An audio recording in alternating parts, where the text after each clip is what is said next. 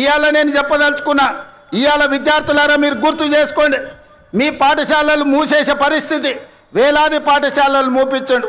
ప్రభుత్వం నోటిఫికేషన్లు ఇవ్వలే. ఉద్యోగాల నోటిఫికేషన్ల కోసం ఇందిరా పార్కు దగ్గర, లేకపోతే అశోక్ నగర్ చౌరస్తా దగ్గర, దిల్సుఖ్ నగర్ చౌరస్తా దగ్గర, అమీర్పేట్ చౌరస్తా దగ్గర వేలాది మంది విద్యార్థుల నిరసన కార్యక్రమాలు ఆనాడు ఉద్యోగాల కోసం చేశారు.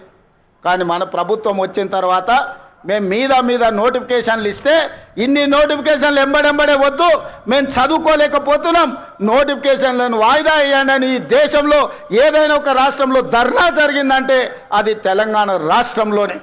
10 ఏళ్ళు వాళ్ళు చేయలేని పని మొదటి సంవత్సరంలోనే 60,000 ప్రభుత్వ ఉద్యోగ నియామకాలు చేపట్టి, ఒకవేళ లెక్క తప్పంటారని ఎల్బీ స్టేడియంలో ఎక్కడైతే మేము బాధ్యత చేపట్టినామో ప్రతి నిరుద్యోగ యువకుని వాళ్ళ తల్లిదండ్రులతో అక్కడికి పిలిపించి వాళ్ళకు నియామక పత్రాలు అందించి తలలు లెక్కబెట్టి 60,000 మంది నిరుద్యోగ యువకులకు ఈ దేశంలో ఒక్క సంవత్సరంలో ఉద్యోగాలు ఇచ్చిన ప్రభుత్వం ప్రజా ప్రభుత్వం, మన ప్రభుత్వం.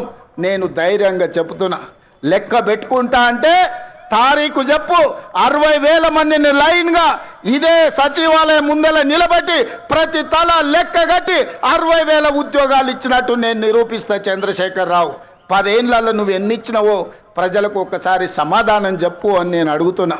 అదేవిధంగా ఇవాళ రైతులకు సంబంధించి రైతు రుణమాఫీ కావచ్చు, రైతు భరోసా కావచ్చు, రైతు గిట్టుబాటు ధర కావచ్చు, రైతులకు 500 రూపాయల బోనస్ కావచ్చు, రైతులకు ఉచిత కరెంటు కావచ్చు, రైతులకు స్ప్రింక్లర్స్ కావచ్చు, రైతులకు డ్రిప్ కావచ్చు, గిరిజన రైతాంగానికి సోలార్ గిరి వికాసంలో సోలార్ పంపు సెట్లు కావచ్చు. దేని మీద నువ్వు చర్చ చేస్తావు?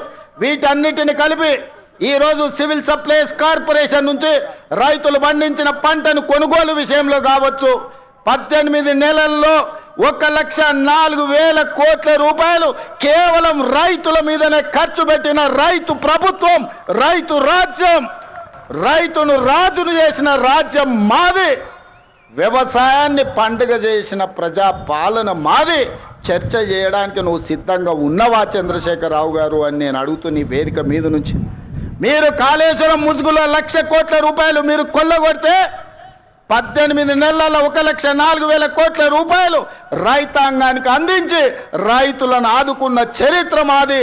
వ్యవసాయం అంటే 10 మందికి సాయం, రైతును రాజును చేయాలి, వ్యవసాయాన్ని పండుగ చేయాలన్న ఒక ఉక్కు సంకల్పంతో ఎన్ని కష్టాలు వచ్చినా, ఎంతమంది తిట్టినా తిట్లన్నిటిని ఓర్చుకొని ఇవాళ ఈ ప్రజా ప్రభుత్వాన్ని ముందుకు తీసుకెళ్తున్న మిత్రులారా,